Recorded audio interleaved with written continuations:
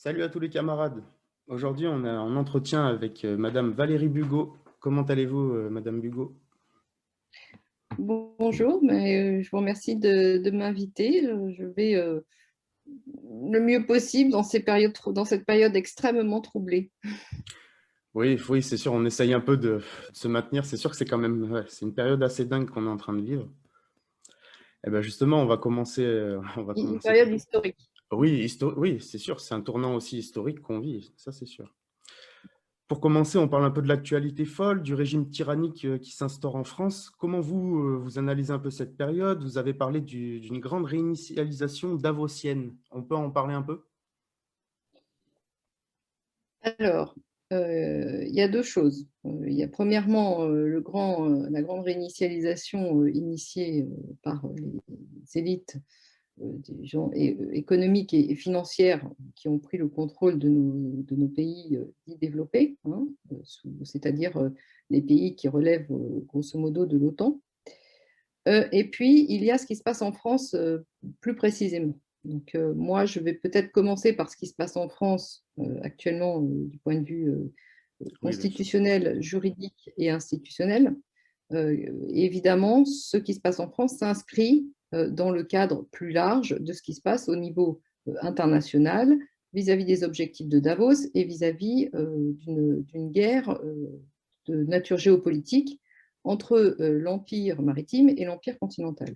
Donc, il y a ces euh, comment dirais-je, trois objectifs d'analyse qui sont un peu différents, mais qui convergent sur beaucoup de choses. Donc, pour ce qui se passe en France, il se trouve que depuis le 16 mars 2020, c'est-à-dire depuis la date à laquelle Emmanuel Macron est intervenu dans les étranges lucarnes pour signifier que nous sommes en guerre, il s'est passé tout un tas de choses au niveau institutionnel dans notre pays. La première chose qui s'est passée, c'est que ce genre de déclaration venant d'un président de la République en place ne peut pas être anodine. La première chose qu'il faut mentionner sur cette déclaration, c'est que, certes, c'est une déclaration de guerre, mais c'est une déclaration de guerre atypique parce elle ne mentionne aucun ennemi de type militaire. Or, une guerre, en général, c'est de type militaire. Donc, nous avons une déclaration de guerre et pas d'ennemi qui soit précisément mentionné, en tout cas désigné. À la suite de cette déclaration de guerre, apparaît, votée en urgence, donc avec les conditions d'urgence, de la première loi d'urgence sanitaire. Cette loi génère, alors cette loi déjà est votée tout à fait en dehors de toute référence constitutionnelle, c'est-à-dire que aucun élément, aucun article de la Constitution ne permet officiellement de créer ce genre de loi. Donc elle se situe en dehors du cadre constitutionnel, donc elle est inconstitutionnelle, elle est donc inconstitutionnelle.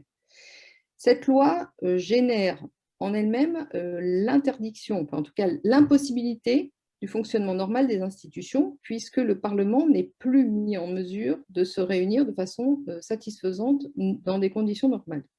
Donc, dans le cadre constitutionnel, l'article 16 peut être invoqué, mais il est invoqué dans le cas où les institutions ne sont plus en mesure de se réunir de façon normale. Or là, les institutions étaient en mesure de se réunir de façon normale, mais ne le sont plus depuis le vote de la loi. Donc, c'est vraiment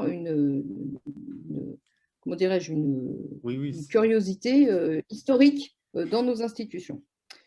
Deuxièmement, suite à cette déclaration donc, de guerre, nous avons la création d'un comité scientifique qui est dirigé par M. Delfrécy, dans lequel le professeur Raoul était également, et duquel il s'est retiré assez rapidement en expliquant que c'était finalement pas un comité scientifique sérieux, mais un comité des amis de M. Delfrécy.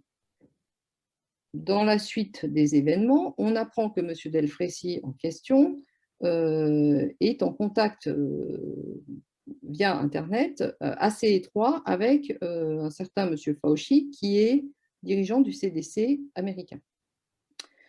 Alors, ce contact n'est pas seulement amical, mais a connotation politique évidente dans la mesure où ce comité scientifique français a de facto un rôle politique dans nos institutions. Ce comité scientifique a été finalement créé sous l'impulsion du seul ministère de la Santé et a fait la proposition suivante, selon laquelle il fallait créer un conseil de défense sanitaire. Donc, ce comité scientifique, dont l'assise juridique, légale, institutionnelle est extrêmement discutable, parce que on pourrait, je ne dis pas que ça a été fait, ça n'a pas été fait, mais on pourrait éventuellement analyser les interactions entre M. Delfrécy et M. Fauchy comme relevant d'une collusion d'intérêts avec un pays étranger.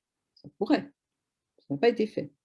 Mais enfin, cet angle d'analyse peut tenir la route.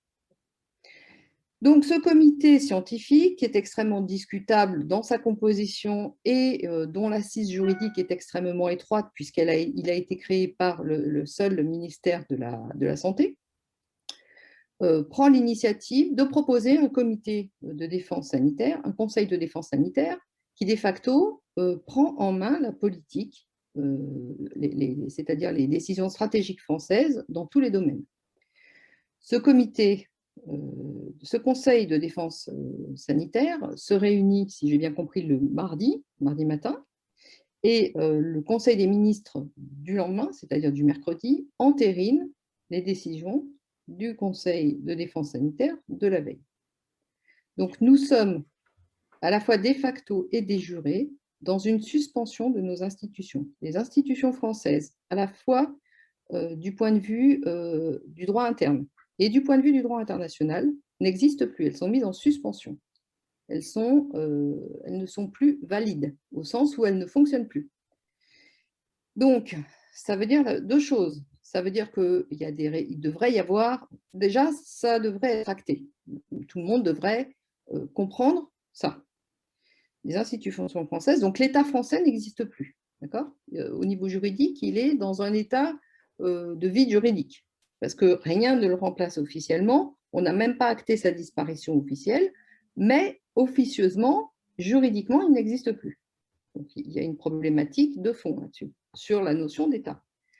Par contre, il y a quand même une équipe au pouvoir qui prend des décisions, qui les impose et qui les impose par la coercition. En particulier, quand une loi est votée, tout l'appareil d'État est mis au service de l'application de cette loi. D'accord ?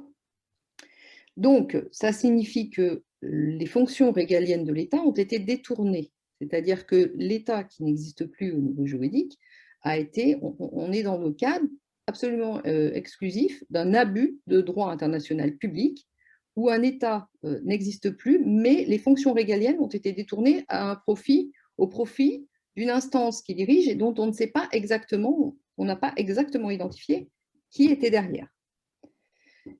Néanmoins, on sait que quand on est en état de guerre, on est sous propagande de guerre. Et là, la propagande de guerre n'est pas franco-française. Elle s'applique à tous les États européens, tous les pays de l'OTAN, de façon assez large. Donc, ça veut dire qu'on peut en déduire assez logiquement que les instances qui ont pris le contrôle de la France ne sont pas des instances nationales. Oui, vous comprenez ? Ouais, bien sûr. Donc, au niveau international, à partir du moment où l'État a disparu, l'État ancien, celui qui a signé des conventions internationales, signé la convention de tous les traités de l'Union européenne, par exemple, celui qui a signé l'adhésion à l'OTAN, tous les autres traités, Schengen, tout type de traité. Cet État-là n'existe plus. Donc, est-ce que les traités internationaux signés par cet État sont encore valides d'un point de vue du droit international ? La question doit à minima être posée.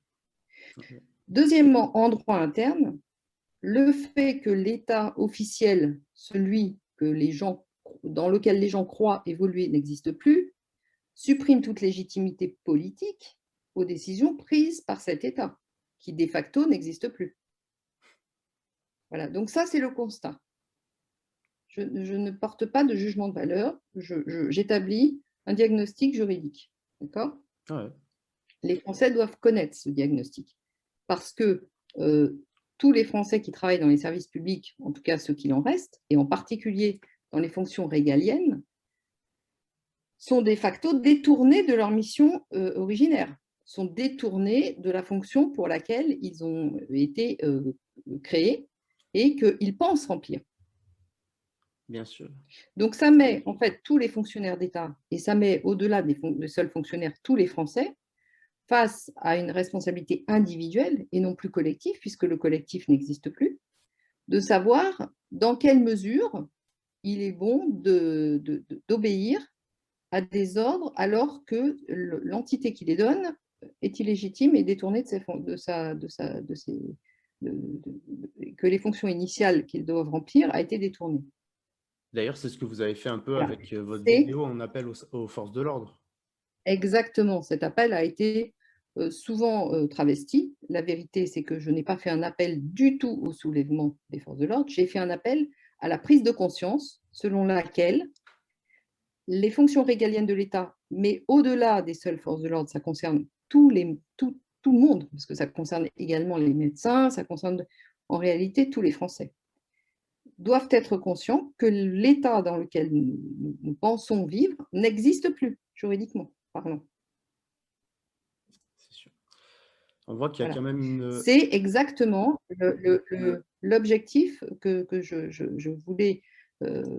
sur lequel je voulais insister dans cet appel, c'est-à-dire faire prendre conscience que soit acté par tous les Français, et en particulier ceux qui remplissent des fonctions régaliennes, le fait que leur fonction a été détournée de sa mission initiale, que l'État n'existe plus et que nous sommes au service d'entités qui n'ont pas été nommément désignées, même si on peut globalement comprendre d'où elles viennent. Elles viennent de l'OMS, elles viennent de Davos, elles viennent de tout ça.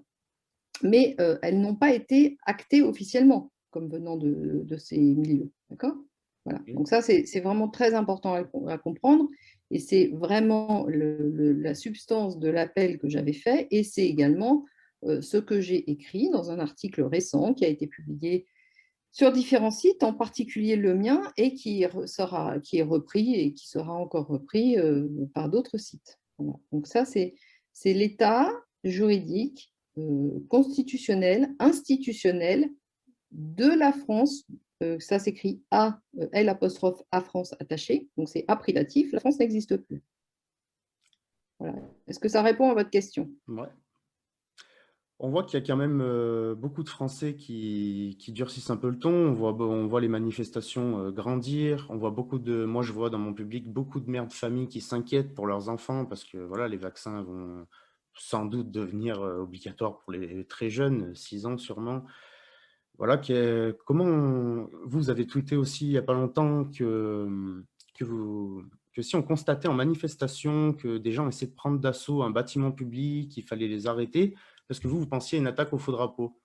Est-ce que dans ces gens-là, il n'y aurait pas aussi des gens un peu sincères et qui sont à bout aussi?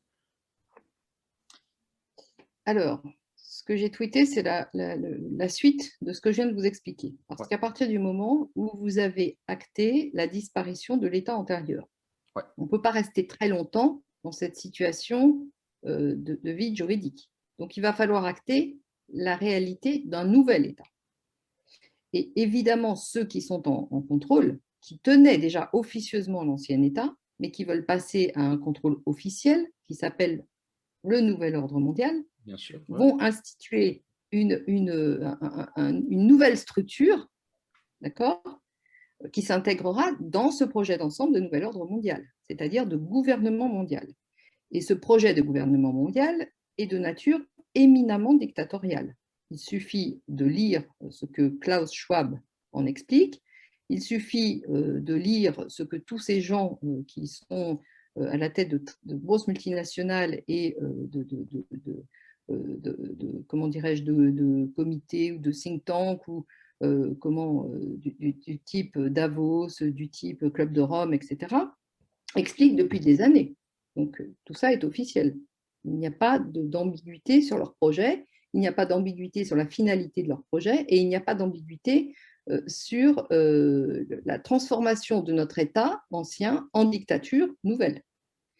Toutes ces lois de plus en plus dingue parce que nous ne sommes plus en état de droit dans la mesure où le cadre constitutionnel n'est plus respecté, où les lois sont votées dans des conditions d'urgence tout à fait stupéfiantes, où elles bafouent toutes les libertés publiques, les libertés et les droits fondamentaux les plus essentiels sur lesquels sont fondées notre civilisation. D'accord ?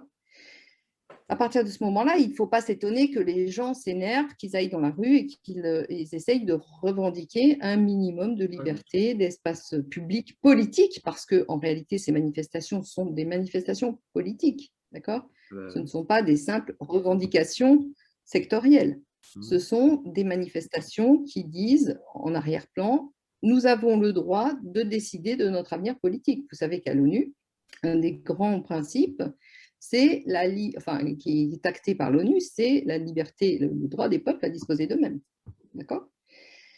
Donc, en réalité, toutes ces manifestations ne sont que la représentation physique du droit des peuples à disposer d'eux-mêmes, alors qu'ils ont compris ou qu'ils ont l'intime conviction ou l'intuition, selon les cas, qu'en réalité, n'ont plus le pouvoir politique. Le pouvoir politique a été volé et qu'ils n'ont plus leur mot à dire, qu'ils ne sont que finalement des objets, des victimes. Donc, ces manifestations, évidemment, peuvent comprendre des gens qui sont excédés. Mais les gens qui sont au pouvoir, bien entendu, pour instaurer un nouveau régime, ont besoin d'une certaine légitimité vis-à-vis de l'international. Et les débordements de violence peuvent être l'élément tout à fait salvateur pour eux, dans la mesure où ça leur permettra d'imposer un régime de type militaire ou militariste, ou en tout cas autoritaire, très autoritaire et coercitif, sous le prétexte que l'ordre public n'est plus respecté.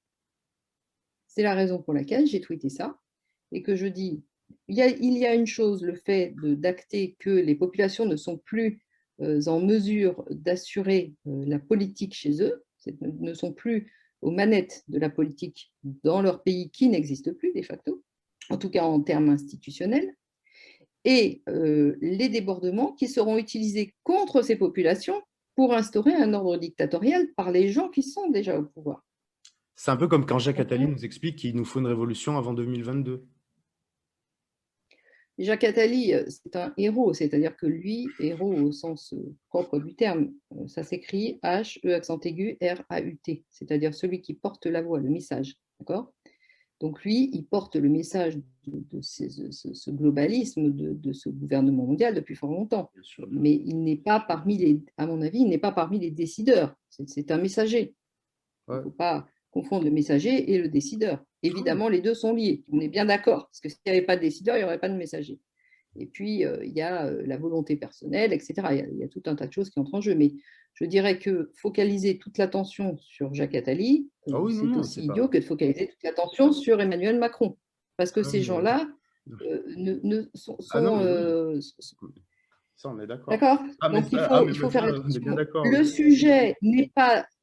j'insiste beaucoup là-dessus, je ne dénonce pas des individus, je dénonce un système qui est effectivement mis en œuvre par des individus, mais dans un anonymat parfait. C'est-à-dire qu'on a du mal à identifier très clairement qui est aux commandes.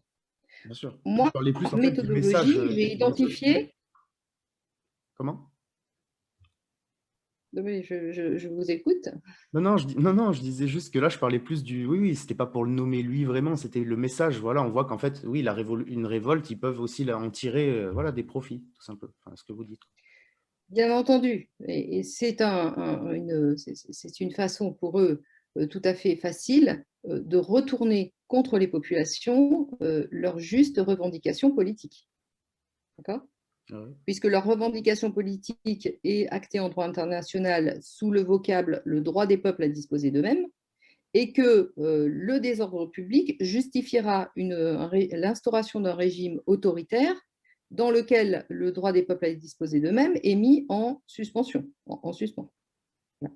Donc attention, je dis précisément attention. Je ne fais aucun appel au soulèvement, au contraire. Les gens doivent prendre leurs responsabilités, mais ce sont des responsabilités qui sont de nature individuelle, personnelle, et je dirais presque, qui relèvent presque de la conscience de chacun. C'est tout. Donc là, comme on disait, on voit que le grand reset, c'est un plan mondial. Souvent, nous, chez nous, il y en a plusieurs qui parlent de changer de pays, tout ça, mais c'est mondial. Mais selon vous, quel pays résiste le mieux selon sur ce qu'on peut voir? Alors, je vais vous donner mon analyse. Mon analyse peut être contestable, peut être contestée. Je ne prétends pas avoir la science infuse. Cependant, l'analyse que je fais est la suivante. Les projets de nouvel ordre mondial sont très anciens et sont mis en œuvre sur des périodes de temps très longues. En particulier, on parlait de l'agenda 2030. Or, cet agenda 2030, on constate une chose étonnante, c'est qu'il s'est réduit à l'agenda 2022 ou 2021. Donc, tout s'est considérablement accéléré. La question qu'il faut poser, c'est pourquoi? Pourquoi ces gens qui sont en contrôle intégral de tout ont-ils accéléré tout d'un coup leur projet en prenant le risque de se mettre les populations à dos qui étaient relativement dociles jusqu'à présent? La réponse que je donne à cette question est une réponse de nature géopolitique. Ces gens qui sont à l'origine du nouvel ordre mondial, au départ, avaient l'intention d'englober dans leur projet tous les pays, tous les continents du monde. Or, il se trouve que la Chine et, dans une certaine mesure, la Russie, mais surtout la Chine, a décidé de reprendre son destin de type impérial, traditionnel, en main. C'est-à-dire de ne plus jouer selon les règles du jeu qui sont imposées par ce qu'ils identifient comme l'Occident. D'accord ? Ouais. Donc, nous avons en arrière-plan une guerre de nature civilisationnelle entre un empire maritime, commercial, d'accord, Ouais. qui s'est manifesté par l'Empire britannique, qui s'est transféré dans l'Empire américain, qui aujourd'hui est en délicatesse sur le territoire américain lui-même, c'est-à-dire contesté de l'intérieur et contesté de l'extérieur parce que tout un pan géographique lui échappe, c'est-à-dire la Chine. La Chine qui a décidé de jouer avec les règles du jeu de l'ennemi pour ensuite faire une prise de judo, c'est-à-dire faire des arts martiaux, retourner la force de l'adversaire contre lui. Donc, ils se sont émancipés des règles imposées par l'empire global apatride de type commercial et maritime.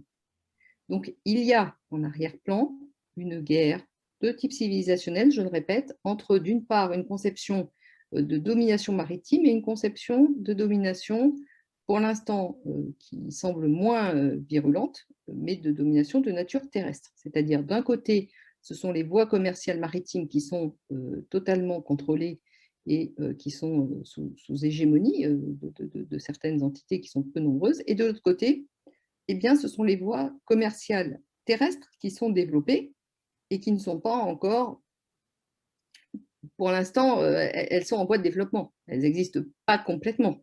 D'accord ? Mais le fait d'être en voie de développement pose un problème stratégique majeur à l'Empire des mers qui avait en tout cas assis sa domination sur le contrôle total des voies de commerce maritime. Donc, c'est la raison pour laquelle j'estime que l'ordre suivi par cette oligarchie apatride de nature financière et commerciale a accéléré ces processus de mise en œuvre parce qu'ils étaient contestés à la fois de l'intérieur et de l'extérieur. Donc, ils ont été mis en difficulté. C'est la raison pour laquelle ils veulent resserrer leur emprise. Et resserrer leur emprise sur qui ? Sur les éléments les plus faibles, qui peuvent aussi se rebeller. Et en particulier, je pense aux pays d'Europe qui relève aujourd'hui de l'Union européenne.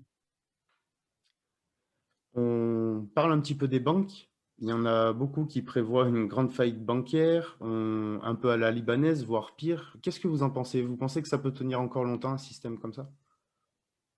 Ah, non, bien sûr que non, ça peut. Mais en fait, ce système, ce n'est pas la question de savoir s'il peut tenir ou pas. C'est la question de savoir jusqu'où ceux qui le tiennent veulent l'amener. C'est ça le sujet. Et on sait très bien que ces gens-là veulent le détruire, puisque justement tout l'objet du grand reset, de la grande réinitialisation bien expliqué sous toutes ses formes par Klaus Schwab, qui dirige le club de Davos. Si vous voulez, cette grande réinitialisation comporte éminemment un volet bancaire et monétaire. Donc, il s'agit de remettre à plat la monnaie, et pour remettre à plat la monnaie, il n'y a qu'une voie possible, c'est remettre à plat les économies. D'où l'explication de la démolition contrôlée de nos économies à laquelle nous assistons par l'intermédiaire de cette crise sanitaire. Voilà, donc évidemment, en détruisant les économies, on permet une réinitialisation monétaire. Et cette réinitialisation, elle sera faite en faisant la somme entre les actifs d'un côté, qui sont de plus en plus étroits chez nous, puisque vous savez que notre gouvernement, ce qui sert de gouvernement à la France depuis de nombreuses décennies, a entrepris de liquider le patrimoine français. Donc, les actifs d'un côté et les dettes de l'autre. Et vous savez qu'une fois de plus, cette crise sanitaire a permis une envolée extraordinaire du niveau des dettes. Donc, quand vous allez faire les actifs moins les dettes, vous allez comprendre ce qui reste aux Français. Sans compter que certains pays voudront certainement se faire payer des réparations de guerre, je pense en particulier à la Syrie et à ses alliés, voudront se faire payer des réparations de guerre par rapport aux États, entre guillemets, parce que ce ne sont plus des États politiques, comme je l'ai expliqué, qui ont participé au financement ou à l'entraînement des mercenaires qui ont attaqué la Syrie et d'autres États comme ça. Donc, les dommages de guerre, la question des dommages de guerre va se poser. Et à votre avis, quand on est dans une négociation, est-ce que ce sont les États faibles qui peuvent revendiquer de ne pas payer les dommages de guerre? Non. Et ce sont les États faibles sur lesquels va porter toute cette réparation de guerre. Et pour ce qui est de l'Europe et de l'Occident, pour sa responsabilité en termes de financement et d'entraînement, les États faibles, c'est la France, c'est l'Italie, vous voyez?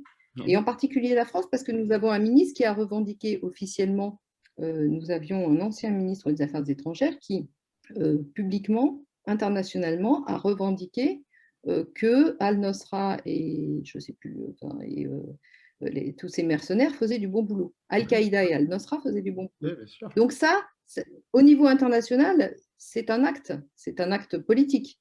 Ce n'est pas comme de quelqu'un qui dit entre deux yeux avec des amis des bêtises. Ça n'a pas d'incidence politique.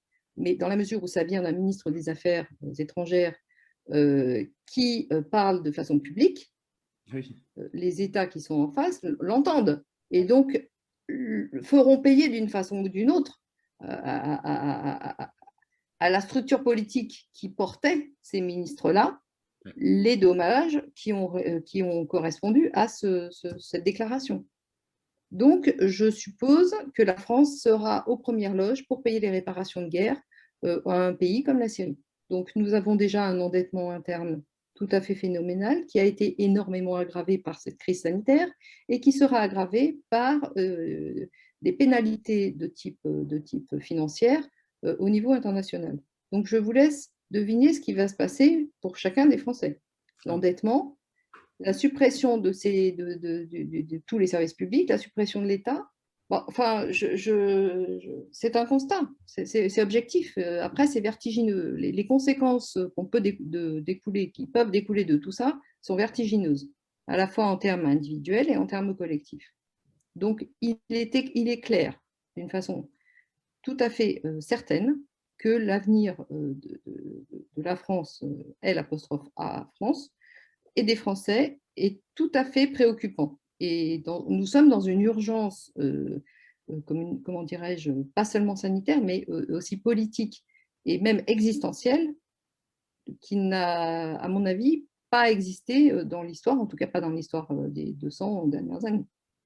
Donc nous sommes dans une période historique et le problème essentiel pour moi réside dans le fait que les Français, tous métiers confondus, ne sont pas conscients de ce processus. Et donc, ils se défendent relativement mal face à un ennemi qu'ils identifient relativement mal. Donc, mon travail à moi consiste à éclaircir le débat. Vous savez, c'est un peu pour ça que j'ai pris la chouette Athéna comme symbole sur mon site. C'est que la chouette, elle voit dans le noir et que c'est le seul animal qui, dans l'obscurité, est capable de déceler la vérité. Et c'est ça, l'objet de mon travail, c'est ça. Bah, très bien. Justement, pour ceux qui apprécient votre travail et puis même pour ceux qui regarderont cette vidéo, quels conseils vous donneriez à ceux qui nous regardent pour affronter au mieux ce monde de dingue, pour rester… Alors, je suis assez mal à l'aise pour donner des conseils parce que les conseilleurs ne sont pas les payeurs. C'est vrai. Et dans Mais une c'est toujours vous, situation de chaos intégral et de rupture d'état de droit, et d'état de droit non seulement interne mais institutionnel, il est difficile de donner des conseils. Moi, je fais des propositions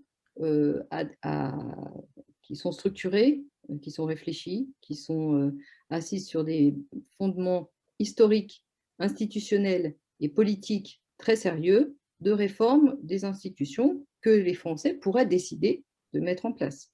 Mais je ne suis pas, moi toute seule, les Français. C'est-à-dire que si les gens ne veulent pas, eh ben, ça ne se fera pas. Mais il faut savoir que les dirigeants que nous avons en face, eux, ont déjà des projets. Donc, si vous ne mettez pas en œuvre, nous avons une ouverture à un rare moment de l'histoire, nous sommes à un rare moment de l'histoire où nous avons une ouverture. On peut profiter du fait que l'ennemi anéantit le passé pour imposer un nouveau système qui soit favorable aux populations, qui puisse à nouveau être qualifié de politique, ou nous ne faisons pas ça et eux nous imposent l'avenir qu'ils ont fomenté pour nous et qui est un avenir de dictature et de suppression du libre arbitre. C'est-à-dire qu'en réalité, il n'y aura plus d'humanité. On sera tous réduits à l'état de zombies on n'aura plus la capacité de décision. Les capacités de décision seront intégralement dans leurs mains à eux, c'est-à-dire qu'ils ne nous donneront plus de quoi subsister si on ne va pas dans telle ou telle direction, on ne prend pas telle ou telle décision. Donc l'avenir, en réalité, est beaucoup plus grave qu'un avenir politique. C'est l'avenir de l'humanité. Est-ce que les humains vont continuer à avoir un libre arbitre ou est-ce que c'en est terminé? Les enjeux sont ceux-là. Sans compter les enjeux des populations dont j'ai déjà abondamment parlé par ailleurs et dont eux-mêmes ne se privent pas, pour aborder. Il suffit de reprendre les discours de Bill Gates depuis des décennies. Il suffit de lire les travaux du Club de Rome. Il s'agit aussi de les Georgia Gatestone, puisque c'est quand même écrit noir sur blanc, et puis aussi de lire les travaux de Klaus Schwab pour comprendre que un des enjeux pour eux de contrôle intégral des populations passe par une réduction assez drastique de la population mondiale. Donc la réduction de la population va avec le contrôle intégral. Donc ce qu'ils ont prévu pour nous, c'est ça. Moi, je propose un autre chemin, mais il ne dépend pas de moi de le mettre en œuvre. Donc, Puis c'est bizarre que c'est toujours ceux qui parlent de dépopulation mondiale qui veulent nous sauver la vie. C'est vrai que c'est bizarre tout ça. Bon, oui, parce qu'effectivement, Bill Gates est obsédé par la surpopulation mondiale et la dépopulation, et effectivement, c'est lui qui prétend vouloir. Donc, c'est totalement incohérent. Si les Français raisonnaient de 2 minutes, ils comprendraient tout de suite qu'il y a une incohérence dans le discours public de ces gens-là. Donc, soit ils sont pour sauver les gens, soit ils sont pour dépopuler le monde. Ils ne peuvent pas être dans les deux camps en même temps, c'est évident. c'est sûr. Vous avez raison. Justement, avant de terminer, si vous avez 3 conseils de lecture pour aider les Français peut-être à comprendre un peu mieux ce qui se joue, on est preneur. Oui, alors les conseils de lecture, je vais prêcher pour ma chapelle, c'est-à-dire que je conseille très sérieusement de lire Les raisons cachées du nouvel ordre mondial, un livre que j'ai sorti il n'y a pas tellement de temps. Ouais. Demain dès l'aube, le renouveau, qui est aussi un livre que j'ai sorti et qui explique la facette plutôt géopolitique des enjeux actuels, mais sous l'angle juridique. Et puis, pour le reste, il y a tellement de livres intéressants que je ne saurais pas faire de recommandations parce qu'en réalité, sur tous les continents, il y a des livres à la fois d'alerte qui sont passionnants et il y en a tellement que je ne peux pas les nommer en fait. Il y en a trop. Donc, Bon, et ça passe par Anthony Sutton, ça passe par plein, Annie Lacroix-Riis, ça passe par les auteurs que vous mentionniez tout à l'heure, mais il faut toujours considérer les choses de façon globale et effectivement de lire, ça prend du temps, mais ça permet de se faire une idée personnelle. Mais pour ça, il faut avoir du temps devant nous. Et je dirais qu'aujourd'hui, c'est vrai que la petite difficulté, c'est que nous n'avons pas beaucoup de temps parce que l'horloge tourne et que chacun répond à son agenda de son côté. Et que les gens qui sont aux commandes, aux manettes, ont un agenda et suivent cet agenda et sont relativement pressés de le mettre en œuvre. Voilà. Je ne sais pas si j'ai répondu à votre question. Si, c'est parfait. Mais... Soyons un peu leurs cailloux dans leurs chaussures, voilà. Et puis voilà. Et puis en tout cas... mais ça passe par une prise de conscience et ça passe par une personnalisation individuelle des enjeux qui sont à la fois des enjeux individuels et des enjeux collectifs. Et ça, on ne peut pas aller plus vite que la musique. Il faut que tous les Français prennent conscience de ça en réalité. Rien ne pourra se faire si les enjeux et si les forces en présence ne sont pas clairement identifiées. Ouais, c'est sûr. Ouais. En tout cas, merci à vous d'avoir accepté cet entretien. Et puis, je vous remercie. C'est plutôt vous que je dois remercier pour m'avoir invité. Merci à vous et puis on se dit à bientôt. Parfaitement. Au revoir. Mourir pour des idées, l'idée est excellente.